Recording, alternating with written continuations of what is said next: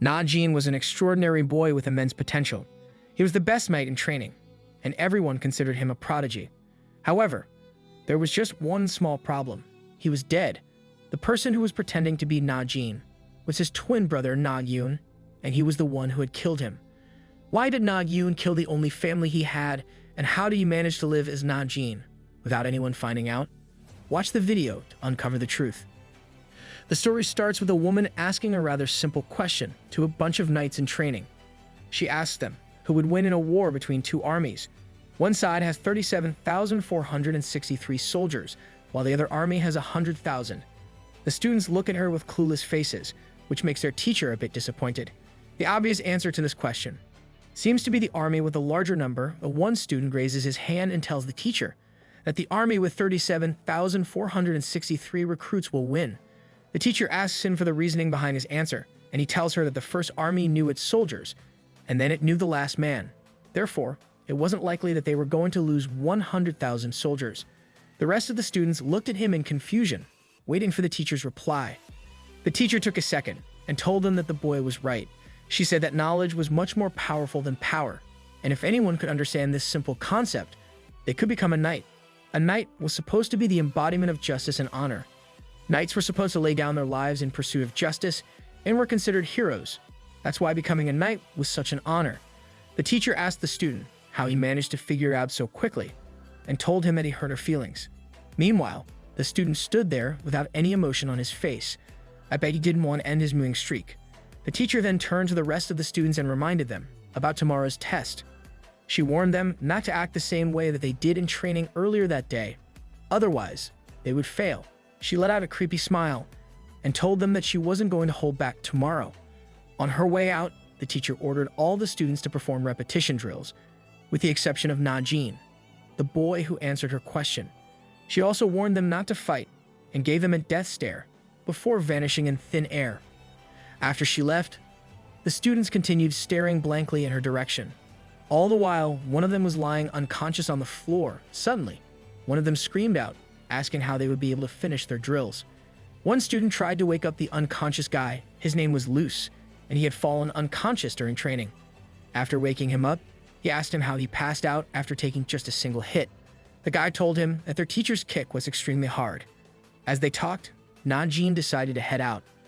A dark-haired boy asked him if he was going back home, and Najin responded by saying that he was. The green-haired girl tried mocking him and said that it must feel nice for him to get a free pass from those drills. Najin was as emotionless as ever. He agreed with her and said that it felt nice. The girl got furious and told him that she saw him during training with Nagyunn. Nagyunn was the name of their teacher, who had left a few moments earlier. This sort of grabbed Najin's attention, and his eyes widened a bit.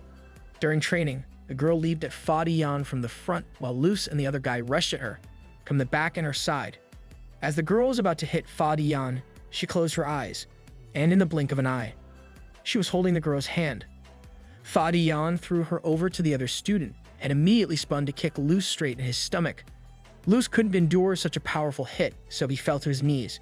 The rest of the students looked as helpless as ever. Meanwhile, Najin was standing behind, doing nothing. The girl shook Najin and asked him why he didn't do anything, despite being the strongest of them all. Najin didn't answer her question and simply looked away. The girl got mad and tried to punch him, but it was stopped at the last moment by the dark-haired boy. He told her that if they fought, they would all be disqualified. The girl looked at him with fire in her eyes, but she knew that he was right. They couldn't afford to make a mistake. She pulled her hand back, and Najin slowly walked away. While still shaking from the kick earlier, Luce wondered if getting punished was actually better. That kick really made him lose some brain cells. The girl was still pretty mad about how Najin acted during training. She told the dark-haired boy that something was off with him. He looked back at Najin and told her to cut him some slack. He said that his actions were understandable since he wasn't his old self after what happened to his family. The scene changed to Najin walking outside. Suddenly, he stopped and looked up at the sky. He sighed and looked back down, wondering if anyone had noticed it. Everyone knew that his house went up in flames a week before, and his brother was caught up in the fire. However, what they didn't know was that he was Nagyunn, and it wasn't fire that killed his brother. It was actually him. We moved back a week earlier. where Nagyunn was seen getting bullied by the trainee knights. They beat him up and left him on the side of the street. After they left, Nagyunn got up and sat with his back resting against the wall. As he sat there, he thought about how much he hated that village. Later, he went to his shop and spotted a magazine with his brother's face on the cover. He gave the shop owner some coins and told him he wanted the magazine. The man rudely threw the magazine towards Nagyunn, hitting him on the head. Nagyunn didn't show any anger or hate towards the man, but kept his straight face. The man continued staring him in the eye. Nagyunn knew what that stare meant. It showed how much the man looked down on him. However, living in that village, he developed the ability to read people's expressions and control his own. He knew that he couldn't show anger or fear when dealing with these people. All he could do was act like none of that bothered him. As Nagyunn walked away with the magazine, he turned the pages and started reading about his brother. He was a prodigy among knight trainees and was considered one of the best knights in training. Nagyunn looked at his brother's picture and smiled. However, it wasn't always easy to contain his emotions. His employer told him that he would be getting half pay since he left the worksite during working hours. Nagyunn got upset and told him that he was forcefully dragged outside, but the man was not willing to listen. He started lowering his pay even more and told him that he would be paid 1/4 now. Nagyunn knew that he couldn't argue, so he just accepted it and lowered his head in defeat. He knew that he couldn't cry or show any signs of empathy because this was what he actually deserved. Suddenly, some kid shot a rock at him using a slingshot, but it barely missed. His friends teased him about it, so he tried again and hit Nagyunn straight in the head. It was happening to him because of the events that occurred a decade ago. Nagyunn was considered a criminal in that village since he was the one who burned it down. He looked at the magazine once again and thought to himself that it was going to be over soon. Suddenly, a man bumped into him and he fell down. Nagyunn apologized to the man, but the man offered him a hand and called out his name. As he looked up, he realized that it was his brother. Najin smiled at him and asked him if he was okay. Unlike Nagyunn, Najin saved lives during the fire. That is why he is a hero in the eyes of the villagers. Moreover, he was the only family that Nagyunn had left. As the two of them walked away, a mysterious dark-haired boy stared at them from a distance. Najin noticed the magazine in Nagyunn's hands and saw his own picture on the cover. He got excited and asked him if he was carrying it because he saw his picture. Nagyunn jokingly told him that he didn't even notice his picture. He then showed him a page containing a bunch of continental attractions. He asked Najin what he thought about it.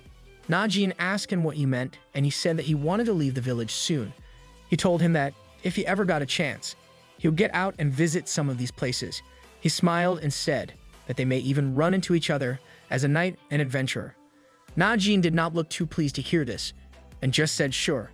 Nagyunn asked him if he was upset and jokingly told him not to cry if he missed him.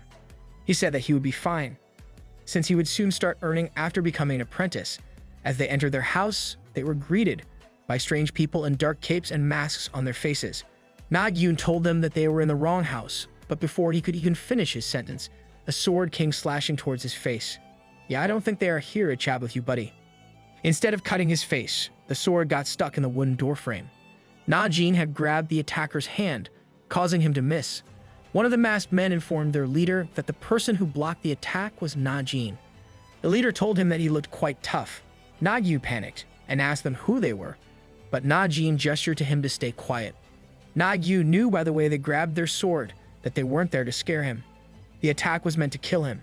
Najin asked them if they were there to kill him and challenged them to bring it on. The men laughed and mocked him for trying to be a hero. The leader told him that they were there to kill him and asked him if he was willing to lay down his life. Without wasting another second, Najin kicked the first attacker and grabbed his sword. He knew that the guys he was facing outnumbered him. He tried to figure out their skill level and the weapons that they had. All this information was crucial for him to be able to defeat those guys. Fighting them in the house would put him at a disadvantage because he had less space to move around and dodge. But he knew that if he set them free, they could kidnap his brother. If that happened, there was nothing he could do.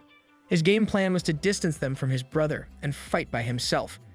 He closed the door behind his brother, locking him outside the house.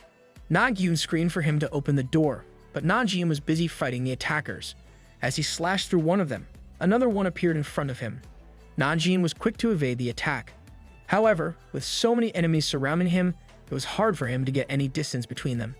Another masked guy tried to attack him, but he punched his hand, causing him to drop his sword. Soon, he saw another attack coming his way and quickly jumped back. By this point, Najin had realized that the small space and fast speed of the attackers were putting him at a disadvantage. He tried to analyze the situation. Najin thought to himself that he only needed to take care of the attacker with the circle on his mask. The rest of them weren't that skilled. The man he was most worried about was their leader, since he hadn't made a single move yet. He stood there with his arms crossed and told Najin that he was stronger than he had anticipated. His hand suddenly reached out to his sword, but Najin was quick to realize it and prepared his defense. As the leader was about to attack him, he heard Nagyunn knocking on the door. He immediately changed his target and went after him. Seeing no other option, Najin had to take a direct hit from the leader in order to save his brother. The leader was surprised to see him block his attack, but he knew that the battle was over. Najin was too injured to fight all of them alone. The leader prepared for another attack and asked him if he could take it directly once again. A loud bang echoed through the entire house as Najin was seen bleeding out. The attack from the leader had hit him directly in the shoulder, almost cutting him in half. Najin was trying to protect his brother. If he got out of the way of his attack, his brother would probably be dead. However, even at that time, he still threw his sword at the leader, but it missed. The leader wondered why he chose to defend his brother instead of attacking him. Nagyunn held his dying brother and asked him why he did it. One of the men told the leader that they needed to hurry back since they didn't have much time. Ignoring him, the leader answered Nagyunn's question and told him that Najin did it for his family. He placed his sword on the ground and told Nagyunn that he had two choices. If he wanted to live, he would have to kill his brother. Hearing this, Nagyunn went into shock. He and Najin were twin brothers, and more importantly, he was the only friend that he ever had. Najin used to be weak when they were little, so when he got into trouble, Nagyunn always came running to save him. He promised to take care of him, since he was his only brother.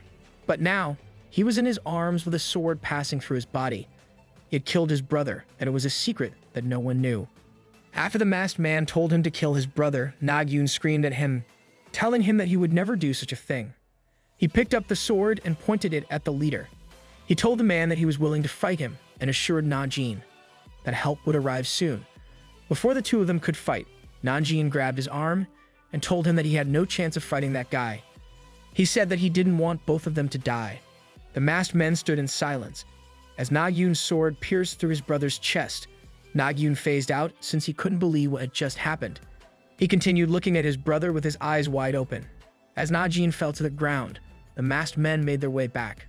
Before leaving, the leader said that they had extinguished Woodin's flame, and now the only thing that remained was ash. On their way out, they lit the house on fire, so that no evidence was left behind.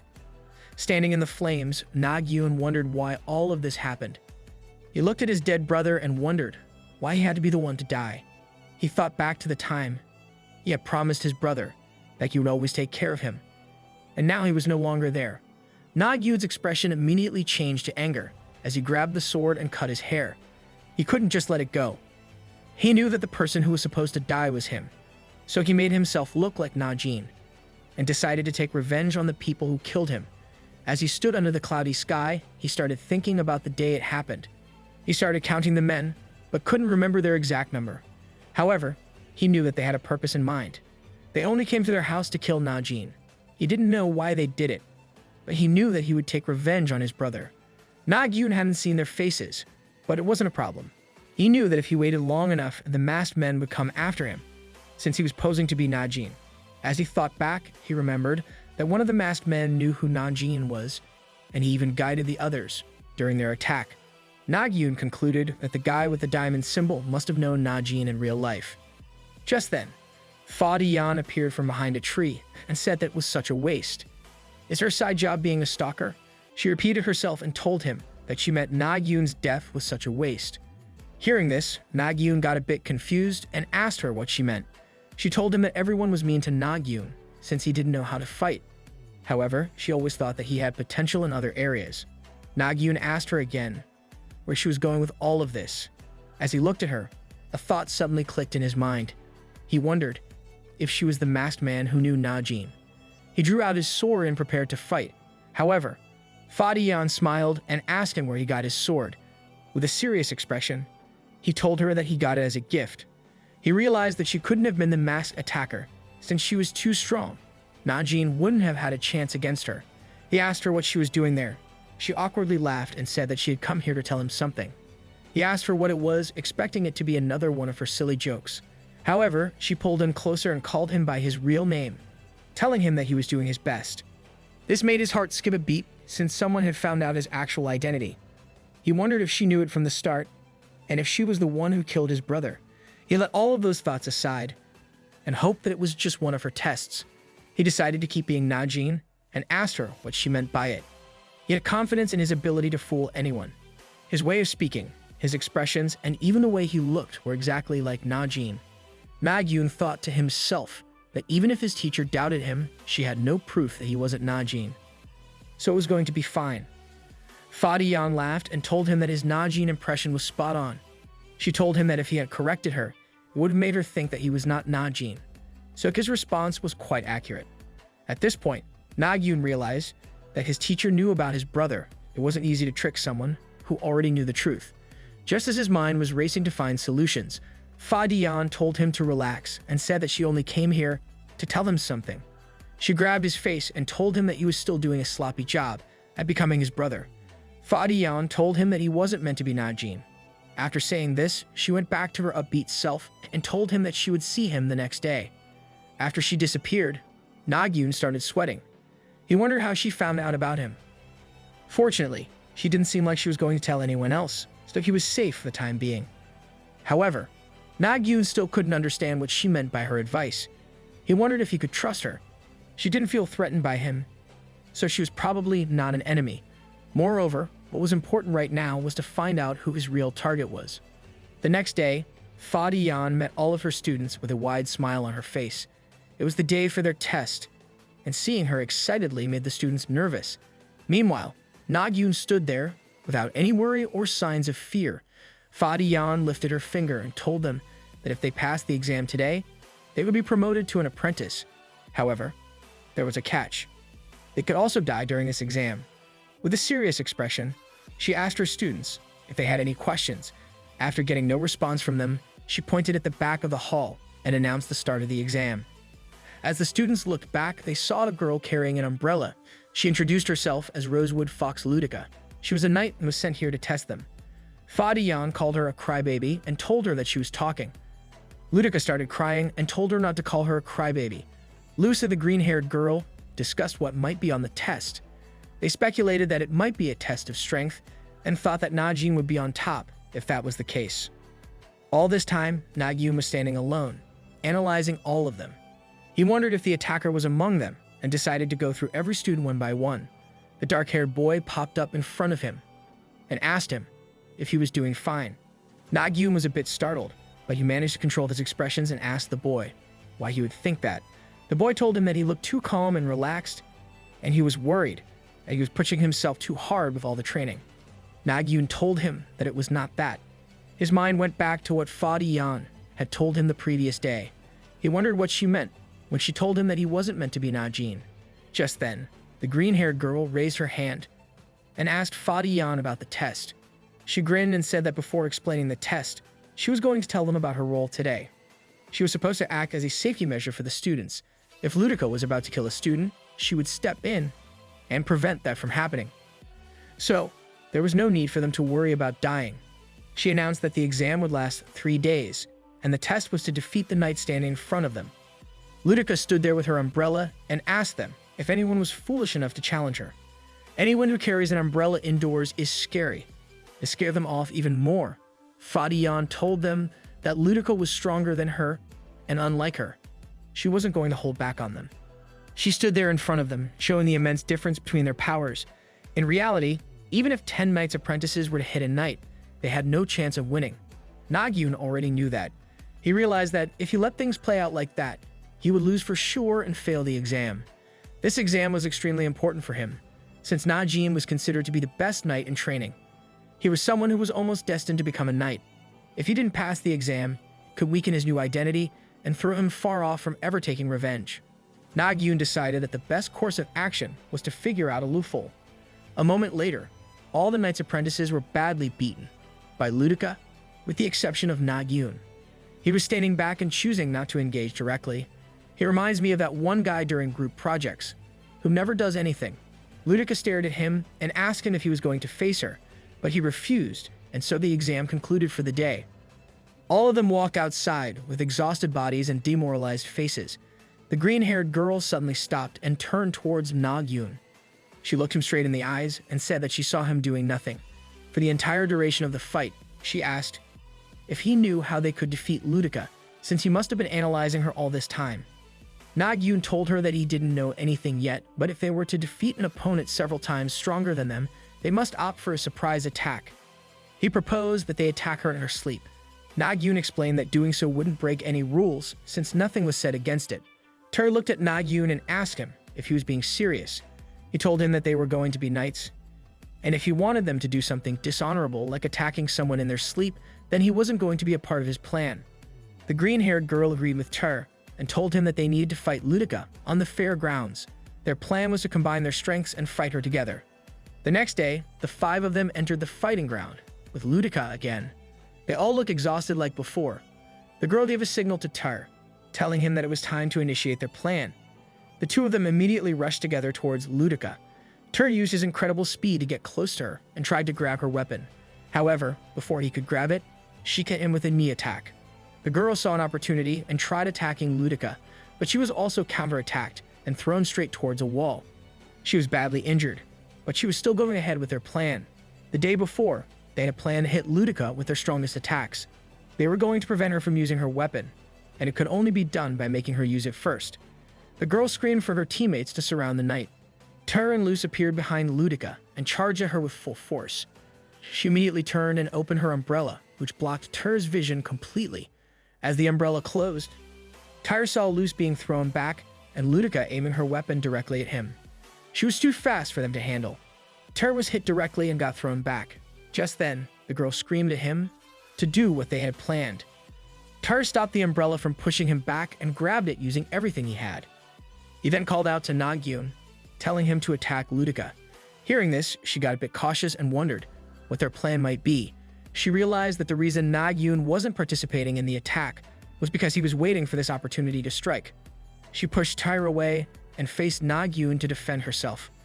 However, as soon as she opened her umbrella for defense, she found out that Nagyunn was just bait. The real attack was supposed to come from someone else. As Nagyunn prepared to deal the final blow, Ludica slowly closed her eyes, thinking to herself that the students were trying their best. However, it was still not enough to beat her. Suddenly, her eyes opened wide, and a frightening aura surrounded her. She was using her murderous glance, and anyone skilled enough could sense it. Nagyunn and the rest of the students were unable to move due to the effect of that stare. However, one of them was still standing. It was Nagyunn. He was so low level that he couldn't feel the aura at all. Ludica thought that Nagyunn was strong enough to hold on against her aura. She decided to test his powers by going all in and attacking him. But before she could do anything, Fadiyan stopped the fight and told her that it was enough for the day. As the students tried to catch their breath, Nagyunn told them that he had found a way to defeat Ludica. Hearing this, the green-haired girl Luzian got a bit impatient and asked him what the plan was. Nagyunn told her that he couldn't reveal his entire plan to her, but if they all did what he said, they would win for sure. On the 3rd day, they all stood up in front of Ludica to face her again. Before the fight started, Nagyunn told Ludica that he wanted to ask something. He said that he had been thinking about the purpose of the exam, and he had realized that they were only meant to defeat her. It didn't matter which way they did it. Even if it meant not defeating her in a fight, their only aim in this exam was to prove that they were more skilled than the knight. Ludica didn't say anything, since he was telling the truth. However, Nagyunn shocked her by saying that they would still try to beat her in battle. Even Fadiyan couldn't believe what she was hearing, since she knew well that they didn't stand a chance against Ludica. She hoped that her students had a trick up their sleeve. Ludica was the type to let her emotions take over her. As soon as the fight started, she got furious and asked them if they were looking down on her, thinking that they could beat her. She instantly went into her offensive mode. The students were a bit more prepared this time, so Lu Zian told everyone to shake it off and focus on defending. Ludica opened her umbrella and swung it in the air, causing a powerful gust of wind to blow Luce back. Lu Zion couldn't even keep her eyes open, due to the intensity of the wind. During this time, Ludica appeared behind her and hit her with lightning speed. Lu Zion realized that they couldn't beat her, even if they went all in. The scene shifted to a flashback, where Nagyunn was explaining the plot to the rest of them. He told them that they were going to follow the same strategy as day 2. However, Lu Zion told him that the plan would not work, since they had seen it the previous day. Nagyunn told them that the reason she used her aura to stop them was because she was trying to prevent Lao Zun's skill from hitting her. It meant that his attack would have an effect on her, if he managed to land it. Their plan was to distract Ludica, while Lao Zun sneaked to land his attack.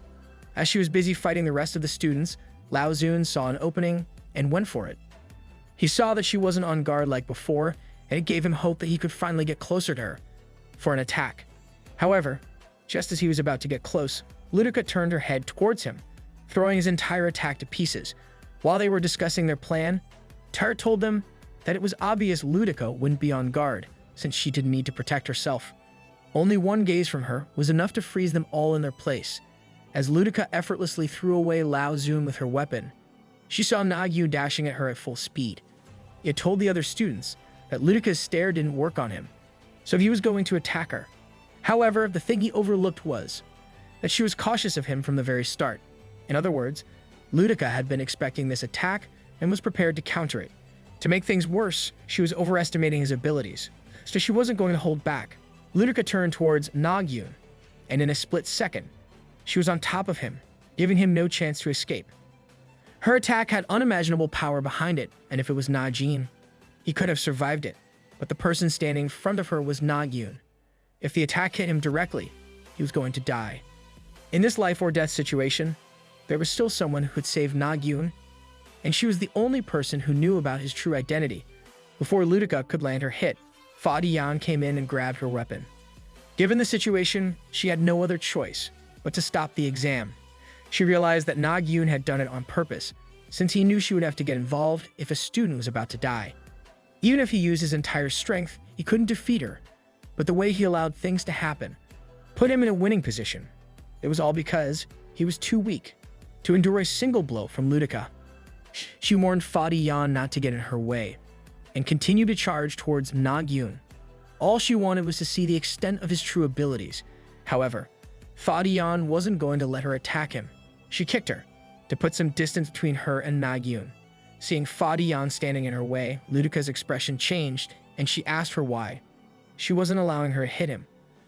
Fadiyan looked at Nagyunn and awkwardly laughed, telling her that it was a secret.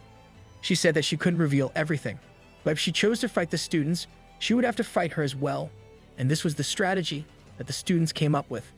So, no matter what Ludica tried to do now, she had ultimately lost. Ludica stood there with a disappointed expression. She couldn't believe that she lost to a bunch of students.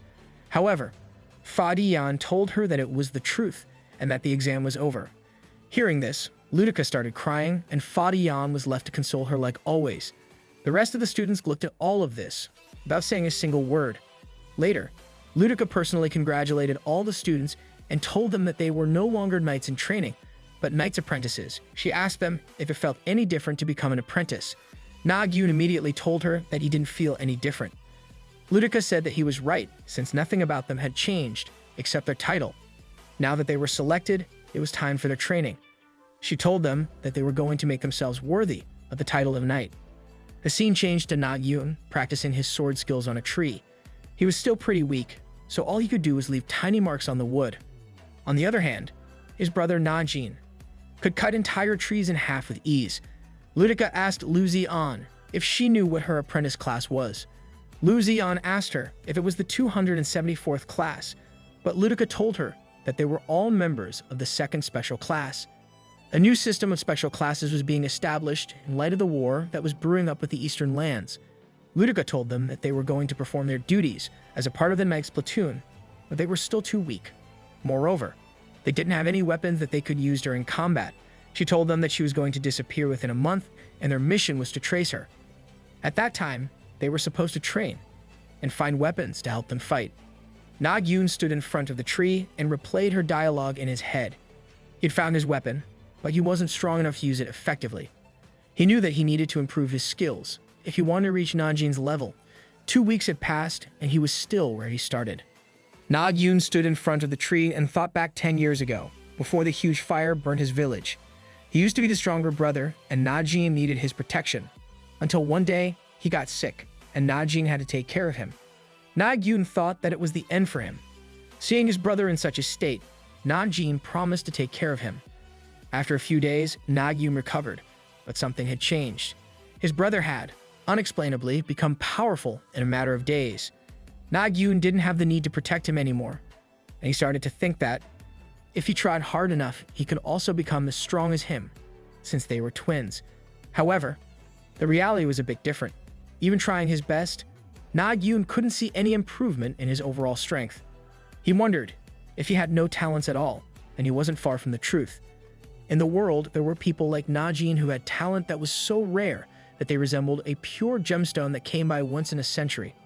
On the other hand, Nagyunn was the exact opposite. His lack of talent made him rare. Learning this fact was painful for Nagyunn, but he wasn't going to give up that easily. He decided to emulate actual combat situations and tried climbing up a steep hill. However, he had overestimated his own strength. Upon going a few inches above the ground, he was exhausted. Nagyunn started thinking back to the time when he used to beat all the knights' apprentices by himself, but now he couldn't even stand up against them. Among them, Lao Zun's case made him the most curious, since he hadn't even taken any classes with a knight. Lao Zun disappeared for hours every Monday, and Nagyunn deduced that he must be going to train in secret. It was a Monday, so he decided to tail him and find out how he had trained. As he began to follow him, Lao Zun got suspicious and looked back. However, Nagyunn was quick to react and immediately hid behind a tree. He wondered if Lao Zun had a sixth sense. Suddenly, Lao Zun started running. Nagyunn tried chasing him, but he quickly got tired because he didn't have stamina. By the end, he was completely exhausted. Nagyunn saw Lao Zun standing on a cliff in front of a waterfall. He held his blade out and used a move called side slash to split the waterfall in half. Seeing this, Nagyunn left and realized that he wasted his time coming here. Bro gave up after seeing his power. As he was wondering what kind of training Lao Zun did, he heard someone talking about raccoon and hippo in the forest. They were talking about knights. As Nagyunn followed the sound, it led him to a bunch of people in masks. The entire atmosphere paused for a moment, and Nagyunn stood in front of the men with his eyes wide open. He didn't know how to react. After regaining his reasoning, he started wondering if the guys followed him here and what they were talking about. This all happened in a split second, so he had to decide whether to fight them or run away. He hadn't brought his sword with him, so his chances of winning were very close to zero. The truth was, even if he did have his sword, he couldn't take them down. He was too weak. The masked men were equally confused and stared at Nagyunn as he held his head down. In such a tense situation, his mind was rushing with all possible problems and solutions, until he suddenly heard one of them call his name and ask if he had heard their conversation. This was the man with the diamond mask. Their leader immediately shut him up and signaled him to stay put. However, this was enough to give Nagyunn a faded idea of what was happening. He had just realized that the masked men were also confused by this situation and didn't know what was going on. By their reaction and body language, he could see that they were discussing something important before he came here. After gathering all the pieces of information and thinking it through, Nagyunn let out a vague smile and ran off without saying anything. As the masked man began chasing him, their leader stopped him and told him that it might have been a trap. The leader had keen senses, and there were plenty of factors pointing to the entire interaction as a trap. However, it was all nothing but a guess, and given the circumstances, that was the best he could come up with. While running away, Nagyunn wondered if the leader had actually fallen for his act. He had ventured fairly close to death with this performance, but he had learned something about it as well. He wasn't as strong as his brother in terms of strength, but he had something else that his brother didn't have. It was his sharp mind that made Nagyunn decide to make it his weapon. He finally understood what Fadiyan meant when she told him that he was never meant to be Najin. As Nagyunn was running, he accidentally collided with Lao Zun on his way and fell down. He asked him if he was okay and questioned what he was running from. Nagyunn was relieved for a moment that it was Lao Zun. As he was about to tell him what happened, a terrifying thought came to his mind. What if Lao Zun was one of the masked men? More so, what if he was the one who was wearing the diamond mask? Nagyunn deduced that if he was the diamond mask, His taking off the mask meant that he was trying to get him to give some information. He anticipated that Nagyunn was going to ask him one of the two questions. He may ask him about his identity or about how much he heard. As Nagyunn was waiting for Nagyunn to ask the question, he heard Nagyunn calling out to them. She looked exhausted and out of breath.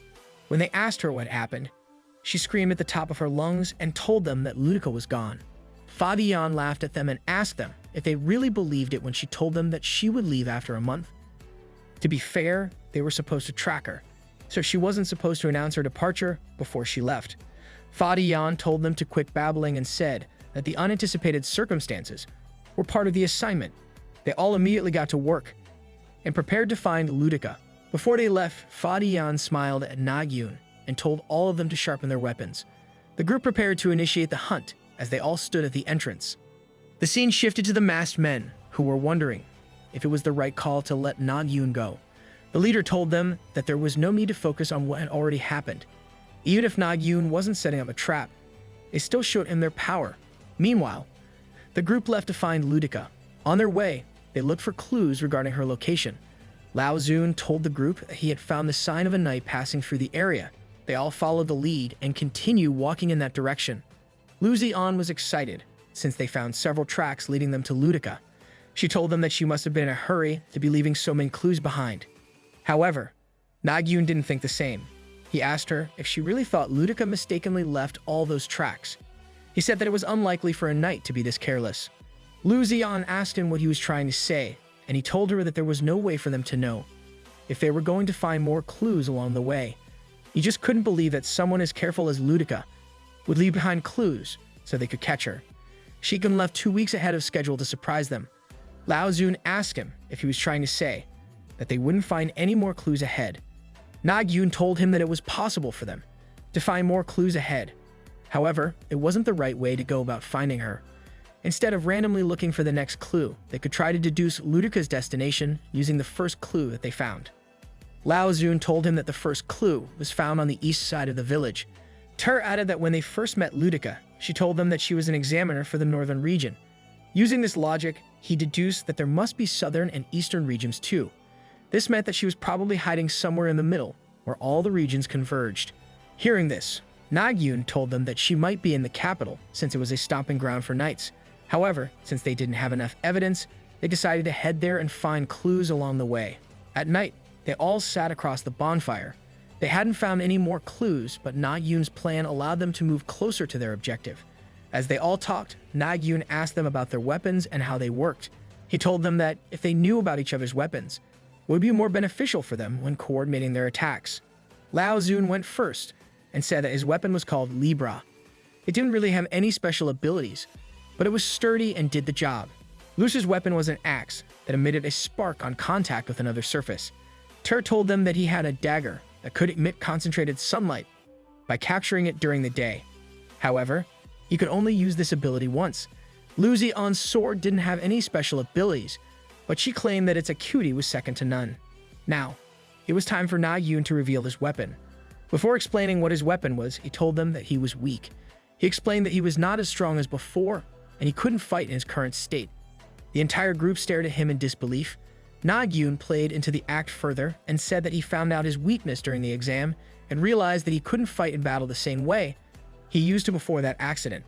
He told them to be patient with him while he regained his abilities. This may seem like a stupid move on Nagyunn's part, considering they had an imposter among them. However, it was actually meant to be a bait. He had revealed his weakness to his group, while baiting the enemy into confronting him. At night, it was Nagyunn's turn to stand guard.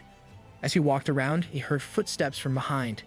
The voice asked him where he was going, since it was his time to stand guard.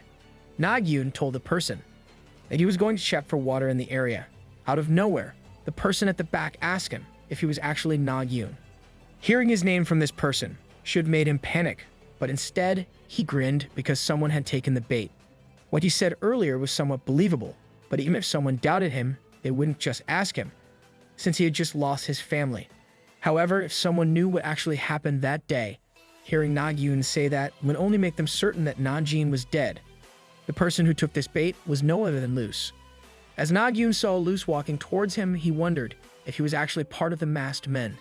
He decided not to jump to conclusions and instead started analyzing their distance from their team. They weren't that far from the camp, so it wasn't going to be a problem. He tried to play it off and asked Luce what he meant by his statement. He even glared at him and asked him if he was trying to piss him off. Seeing him get angry made Luce a bit nervous, since the act was so convincing. He awkwardly smiled and told him that his act almost made him scared, but he was still confident that the person standing in front of him was Nagyunn. Nagyunn gave another warning to Luce, but it felt like Luce had already made up his mind. This only made the suspicions of him being a masked man even stronger. Luce told him that it didn't matter who he was, and took out his sword. He was too weak to fight, so either way, it was the best time for him to finish his mission, which was to kill him. Nagyunn tried to bluff and told him that he was the one getting wrecked during training all this time, and he expected to beat him. However, before he knew it, Luce had slashed his blade through his shoulder. Nagyunn just realized that Luce had also been putting up an act during training. He wasn't as weak as he pretended to be. Luce looked at him and told him that he wasn't the only one who was special. The only reason he was keeping him alive was to ask him if he told anyone about what he had heard from their conversation.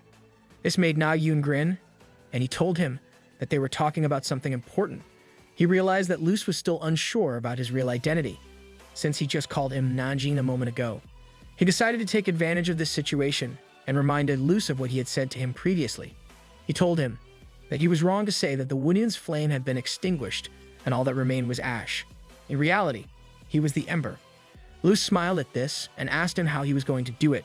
Nagyunn got in a fighting stance and immediately made a run for his life. Remember, boys, the best way to fight is not to fight at all. As he ran to the group, he started screaming out their names. This woke them up, and Luce realized what was actually happening. He had no choice but to tell everyone what he thought was the truth.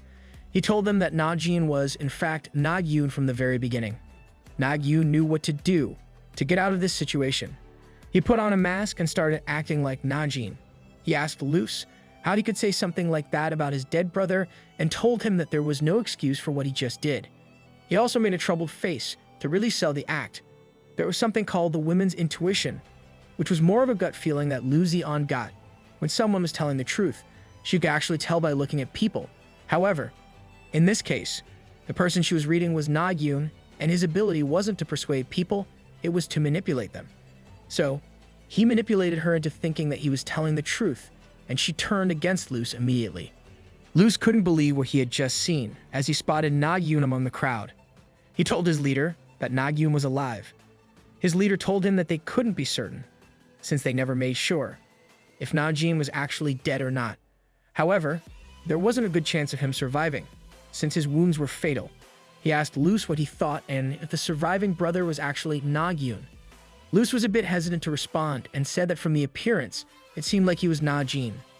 It was also possible that Nagyunn was just pretending to be Najin. The leader told him that they couldn't be so sure of anything, since Najin was the child of fire. He said that it was too dangerous to go after the boy, since he was guarded by 2 knights. As he was explaining their battle plan, Nagyunn stumbled upon them in the forest and Luce called him out. He didn't act like a member of the masked group at that time, but as Luce. After hearing him talk, Nagyunn's suspicion only grew stronger. Luce was now being confronted by Luzion. She told him to spit out what he had just done. For a moment, Luce thought about denying everything, but deep down, he knew he had been caught. He could say that Nagyunn was lying, and he was getting framed, but given the situation, it didn't seem like it would help his case. Instead, he chose to just let it out and rush straight toward Nagyunn with his axe, trying to kill him. Before he could hit him, Laozun blocked the attack using his sword.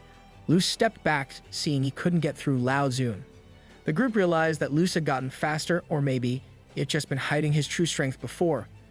Laozun prepared his sword for an attack and told Luce that if he wanted to fight, they would have to fight to the death. Hearing this, Luce sighed and took out Ter's blade. He used the ray of light to blind them and made an escape into the forest. After the effect of the blinding light ended, the group saw that he had left the blade on the ground and vanished.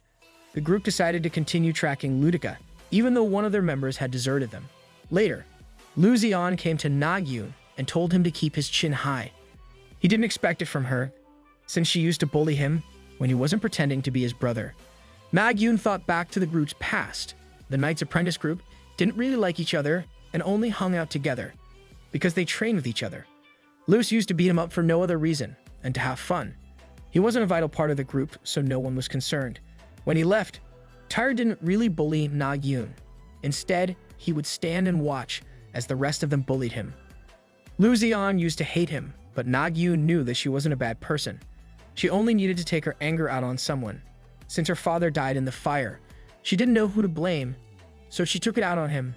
Nagyunn felt guilty for not being able to save her father. In all this mess, a man wearing dark clothes and a skull mask just landed on the East Shore. This guy gives me the final boss vibes. The scene changed back to the group. Nagyunn told them that before they moved any further, they should search the area for more clues. A good strategy was to split in all 4 directions and come back in an hour. All of them agreed and ran away to find the clues. However, when everyone left, Nagyunn simply walked back and sat with his back resting against the rocks. He began thinking of the events that had occurred recently. He was glad that it was Luce who turned out to be the masked bandit, since no one liked him. But he was also thinking about the possibility of another mole among them. They might even have multiple spies among them. Nagyunn thought that the chances of that were pretty low, so he started thinking back to his encounter with Luce. He needed to take care of a certain problem, and it was him being too weak. Nagyunn began to wonder if he could actually increase his stamina to match the others. There was one area where he struggled a lot, and that was a dynamic sight. He couldn't see their attacks coming through his naked eyes. He decided to try and overcome it.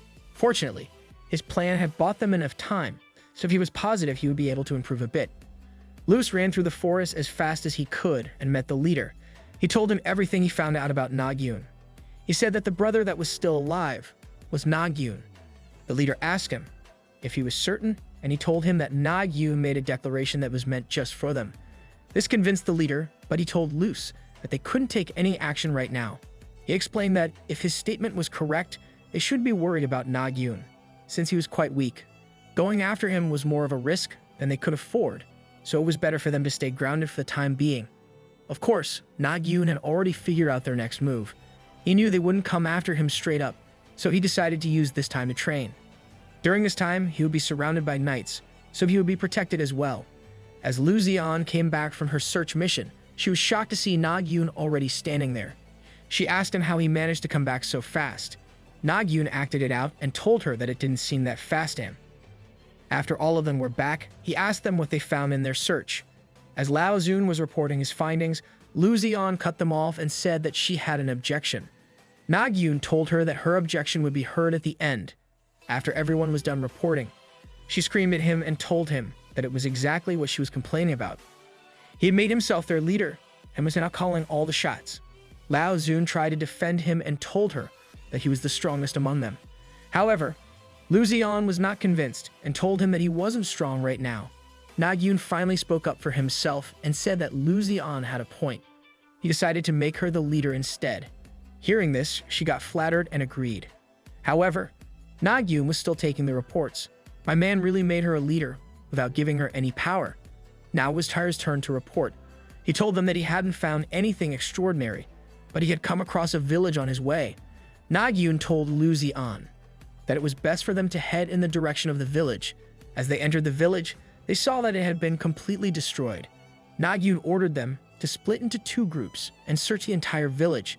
Nagyunn went with Luzian, while Tyre went with Nagyunn. This way, the 4 of them could search a bigger area. As Nagyunn was searching with Luzian, she heard a faint noise coming from the back and immediately took out her sword. As they looked back, they saw a lady with pink hair who was about to faint. Luzian immediately went in to grab her. Nagyunn told her that the village appeared to be attacked, and it happened quite recently too. In a faint voice, the girl told them that they needed to save her people. Suddenly, Nagyunn heard Nagyunn calling out to him. He told him that they had found a clue. As Nagyunn asked them more about the clue, Tyre told him that it was quite recent, and that if they had followed the clue, they might have been able to catch Ludica. The 2 of them went back to check on the girl. She told them that a bunch of guys appeared out of nowhere and started destroying their village. They killed most people and kidnapped the rest. Their village didn't even have any resources, so she didn't know why they attacked them. Nagyunn asked her what the men looked like and if they wore any masks. She told him that the men didn't wear any masks, but they did cover their faces and carried strange-looking weapons. Tyre described Ludica and asked the girl if she had seen someone passing through their village with her appearance. The girl told them that she hadn't seen anyone like that here. She suddenly screamed and asked if the 5 of them were knights' apprentices. She begged them to help her people. They all stood speechless while looking at her. Ter told them that they should help the girl. However, Lu Zion interjected and said that if they helped, they might lose a chance at catching Ludica. Ter reminded them that their job as a knight was to help others, so they couldn't just ignore a girl who had come to them seeking help. Lao Zun argued that they didn't know how strong their enemy was, so they shouldn't help her by themselves. Lu Zion agreed with him and told Tyre that they could ask Ludica for assistance once they tracked her down. The three of them called out to Nagyunn, who was silently listening to all of this. He asked them what would have happened if they hadn't found Ludica in time. Moreover, what if the people or person behind this village raid were stronger than a knight? Considering how they found the clue inside the village, it was likely that Ludica passed through there after the village was destroyed. If so, it was logical to assume that she had left the village behind on purpose. Ter told him that he didn't care his opponent was strong or weak. All he cared about was helping those in need, since it was the way of the knights. Lao Zun disagreed with him and said that he was going to find Ludica. Lu Zion told him that she would also go with him. Meanwhile, Nagyunn wondered what Najin would do in this situation. Would he go find the knight or help the village? Ultimately, he decides to go with Tyre and find the attackers. The girl led them to a big cave and told them that the attackers were hiding inside. I have a feeling that this is a trap. Before entering the cave, Tyre looked at Nagyunn and asked him if he was sure about joining him. Nagyunn told him that it was fine, and that the two of them had ventured inside the cave. As they walked inside, the village girl stood on a tree and said to herself that the two of them had fallen for the bait. The inside of the cave was dark and massive. As they continued walking inside, they noticed that it was surprisingly quiet, and there were no signs of anyone being there. While turning a corner, Tyre noticed someone sitting on the other side. He peeked through the cave wall and signaled Nagyunn to be quiet. However, to his surprise, the person suddenly vanished from his sight and appeared right behind him. Tyre tried to slash him, but he was quick to escape. The man asked them who they were.